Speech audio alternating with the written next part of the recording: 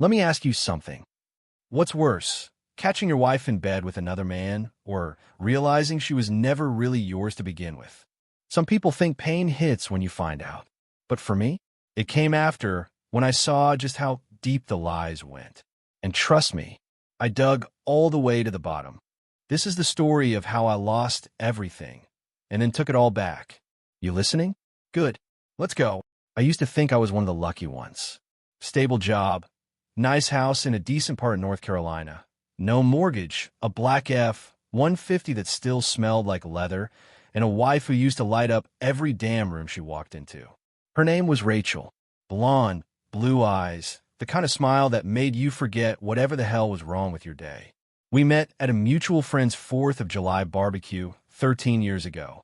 She was wearing cutoffs and a cherry red bikini top, licking watermelon juice off her thumb. I was hooked the second she looked my way. 12 years married. No kids, but not by choice. We tried, miscarried once. After that, she didn't want to talk about trying again. I respected that. Or maybe I just didn't want to rock the boat. But here's the thing no one tells you about marriage. It's not the big fights that kill it. It's the slow rot, the silence, the small shit. And I started noticing the small shit about 8 months ago. Rachel stopped kissing me in the morning. She started to go to a book club every Thursday night, except she never brought a single damn book home. She wore perfume I didn't buy her. Started keeping her phone face down. She used to moan my name in bed, arch her back, scratch her nails down my spine. Now, she laid there like a mannequin, like I was some chore on her to-do list. And man, I tried. I planned surprise dinners. Bought her a new necklace. Rubbed her feet after work, even when I was dead tired myself. You know what she said to me? You're being clingy. You okay? Clingy. From your own wife. That's when the switch flipped in my brain. And that's when I started watching. I'm not a jealous man. Never have been. I've seen guys lose their minds over imagined threats. Coworkers, old friends, gym trainers. That's not me. I've always believed, if you gotta chain someone down to keep them, they were never yours to begin with. But when your gut keeps whispering the same thing over and over, something's not right, you start listening. That Thursday, I told Rachel I had a late-night inventory check at the shop. I kissed her on the cheek, said don't wait up, and got in the truck. I didn't go to work. I parked 2 blocks down the road, lights off, engine silent. I sat in the dark with a cold cup of gas station coffee and waited. At 8:34 p.m., a black Dodge Charger with tinted windows pulled into my driveway like it owned the place. The kind of car a man buys when he's insecure about something or trying to overcompensate for it. My light stayed off, but my blood pressure sure as hell didn't. The guy didn't knock. He just walked in. Walked into my home. My kitchen. My bedroom. Like he belonged there. Next morning, I ordered a hidden motion-activated camera off Amazon. Express delivery. Tucked it inside the bedroom, vent behind our dresser, angled toward the bed. I even tested the mic. It picked up everything, even the little click of Rachel's phone unlocking. The next Thursday, I did the same thing. Faked another late night. Waited 2 blocks away, truck running, heart thudding like a drum solo inside my chest. When I got home at 3:14 a.m., the house was quiet.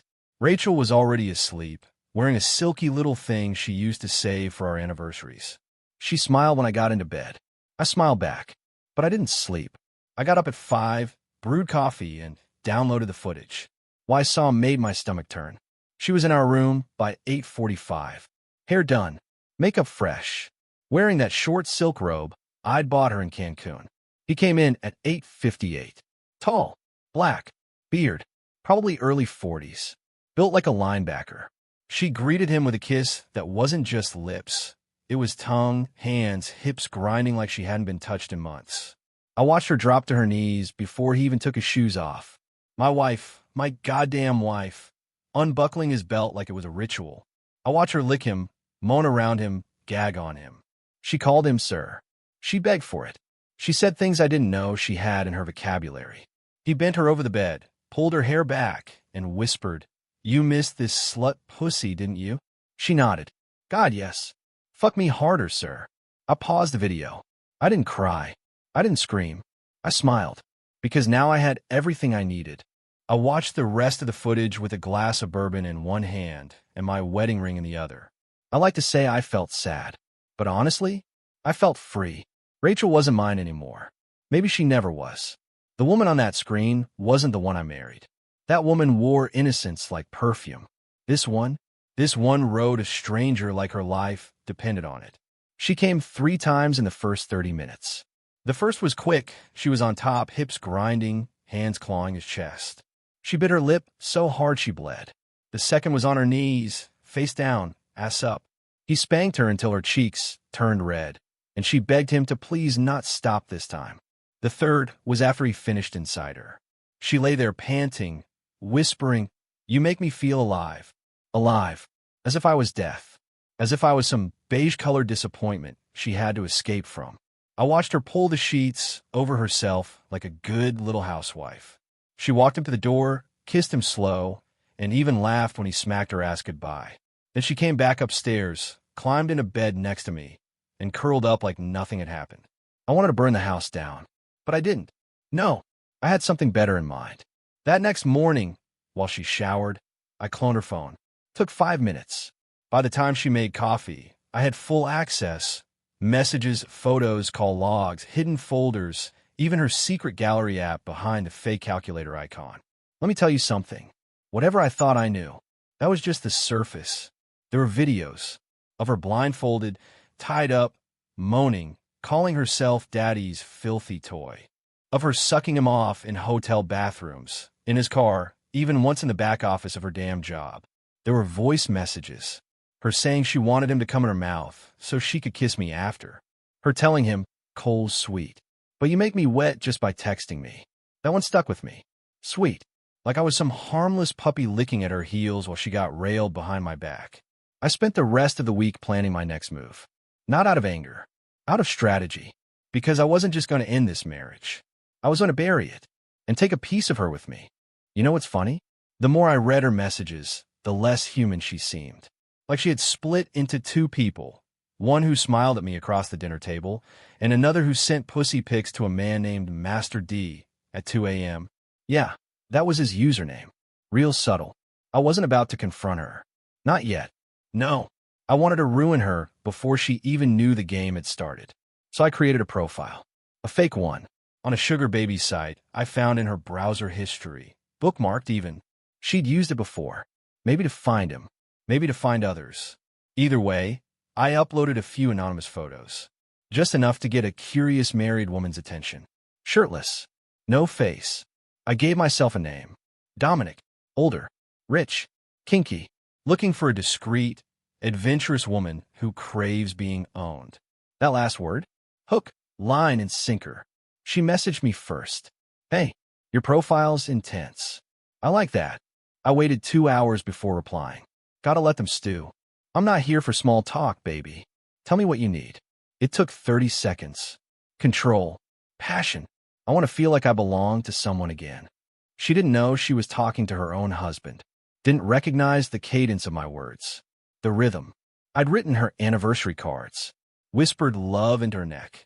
And here she was calling me sir again. Just through a different account. It was honestly fucking surreal. Over the next 3 days, we sexed. Filthy. Shameless. She sent me new nudes. Posed in my bathroom. My robe. My bed. At one point, she said, "If I met you, I don't think I'd ever go home." I almost replied, "Good, because your home's about to vanish." But I kept the mask on. Played along. Until finally, she said, "I need to see you. In person. Thursday night." I smiled. Perfect. Thursday. The day Rachel usually became someone else. But this time, I wasn't just watching from the shadows. I was setting the stage. She left work early. Told me she was going to a spa retreat with her girlfriends, one of those made-up stories that barely held together, but she said it with those innocent eyes, soft lips, and a little kiss on the cheek like I was the luckiest man alive. Bitch. I watched her pack lingerie into a tote bag. Black lace. Crotchless. Stockings. The kind of shit she hadn't worn for me in years. She shaved. Did her hair. Painted her nails. She was preparing her body for him. Or so she thought. Meanwhile, I was busy too. I made sure the cameras were rolling. Living room, hallway, bedroom. Cleaned the house, lit candles, sprayed her favorite vanilla musk scent. Make her feel safe, sexy, desired. I even laid out 2 glasses of red wine and 1 hidden microphone under the nightstand. I parked the truck down the block again and waited. At exactly 9:06 p.m., her lover arrived. But it wasn't the Charger guy. No, this was Dominic. Me. I walked up to the front door in a black hoodie and jeans, hat low, sunglasses on. I rang the bell. She opened it in nothing but a silk robe and a wet look in her eyes. Her mouth parted. Dominic? I didn't say a word. I stepped inside, shut the door, and took her face in my hands like I owned her. She melted, like a fucking candle. Take it off, I said low and rough.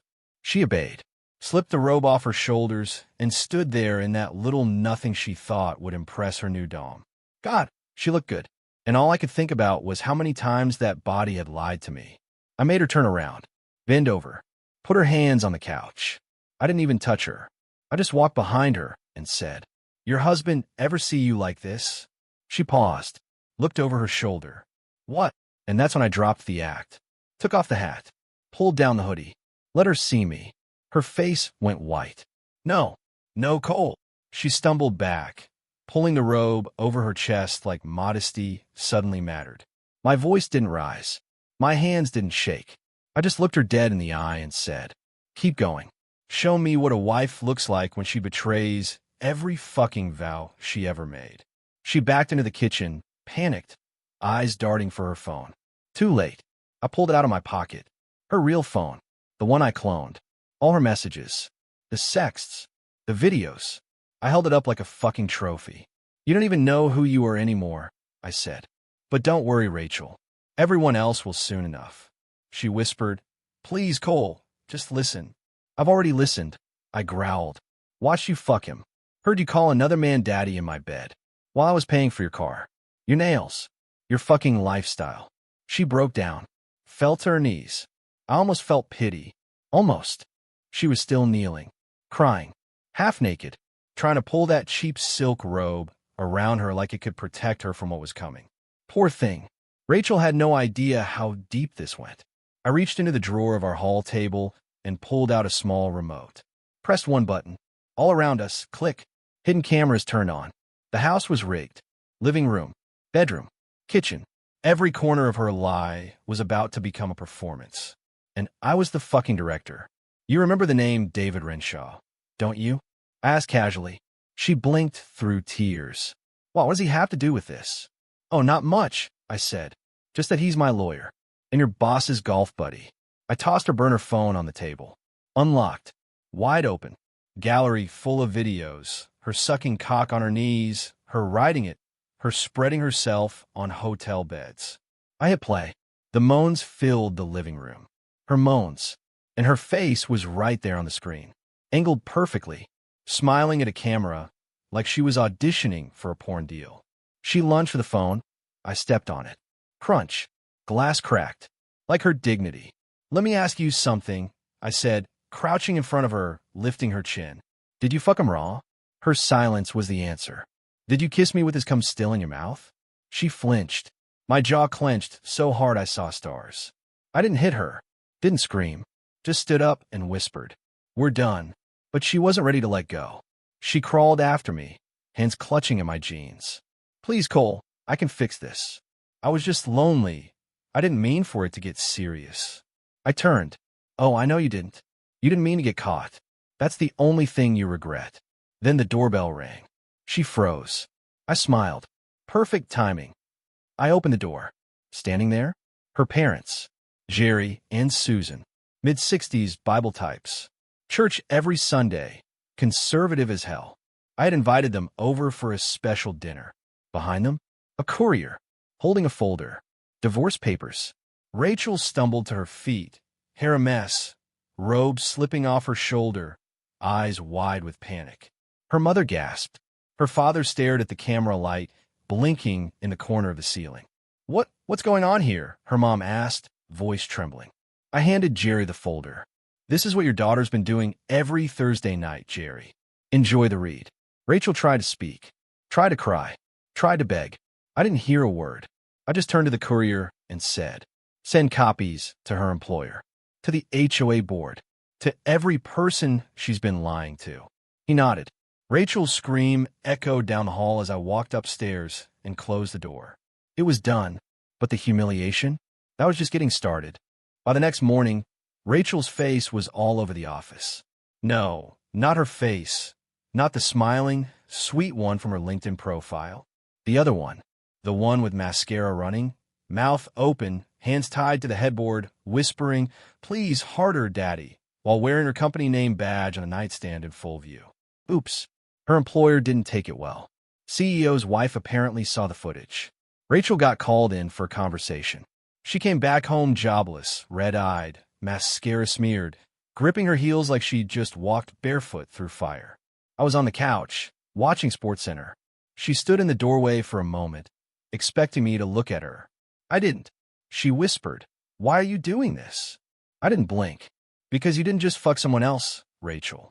You fucked me. Over, and over, and over again. I'm just making sure you feel it now." That night, she tried to sleep in our bed. I locked the door. She cried outside like a child left in the rain. By the end of the week, everyone knew. Her friends stopped answering. Her church group removed her from the group chat. Even her yoga instructor refunded her class credits and said, "Energy like yours doesn't belong in our circle." And her parents moved her back into their spare bedroom 2 towns over. Told her to take time to reflect. Translation: you embarrassed the entire bloodline. Me? I filed for divorce. My lawyer filed for exclusive rights to the house, my business account, the truck, and the dog. You know what Rachel fought hardest to keep? My fucking Spotify account. The bitch still wanted to listen to my playlist while she cried herself to sleep. But here's where it gets perfect. Remember the guy she cheated with? Mr. Dodge Charger? He had a wife. And when I sent her the footage, anonymously, of course, she went nuclear. Filed for divorce. Took the kids. Maxed out his credit cards. Burned his clothes on the front lawn. Last I heard, he's living in a Motel 6 in Raleigh. Guess the only thing he's pounding now is gas station coffee and self-pity. 6 months later, I wake up to sunlight spilling across white sheets in a lakefront cabin that smells like cedar and fresh coffee. No noise. No lies. No fake perfume covering guilt. Just peace. And next to me, a woman who doesn't lie. Who doesn't hide her phone. Who doesn't fake her orgasms.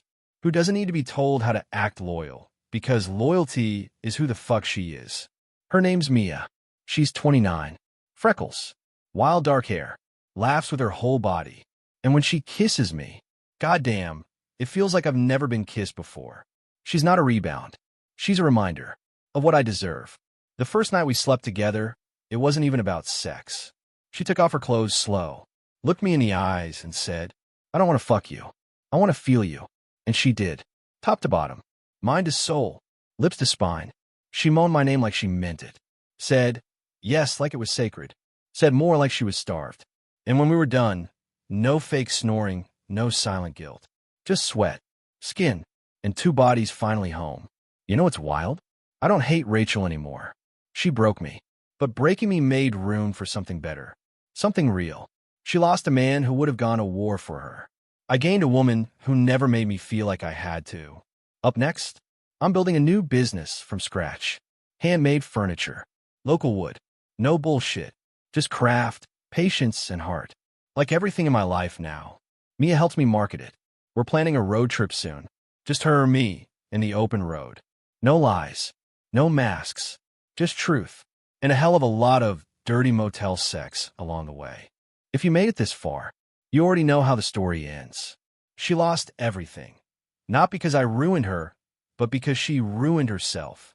I just handed her the mirror and let her watch it shatter. You know, people always ask me if I'd take her back. If I'd ever forgive her. Nah. See, forgiveness is for the people who made a mistake. Rachel didn't make a mistake. She made a choice.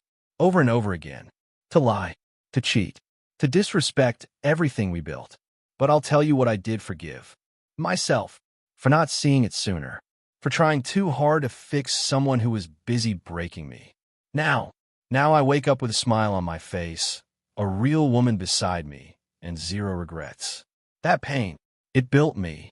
So if you're listening to this, and you're in the thick of it, if your gut's screaming that something's off, listen to it.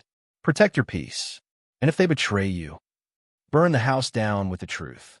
You'll rise from the ashes, just like I did. If this story hit you somewhere deep, you already know what to do. Smash that like button, hit subscribe, and check out the playlist for more real stories, raw, unfiltered, and painfully true. This is Cole, signing off. But don't worry, I've got more fire coming.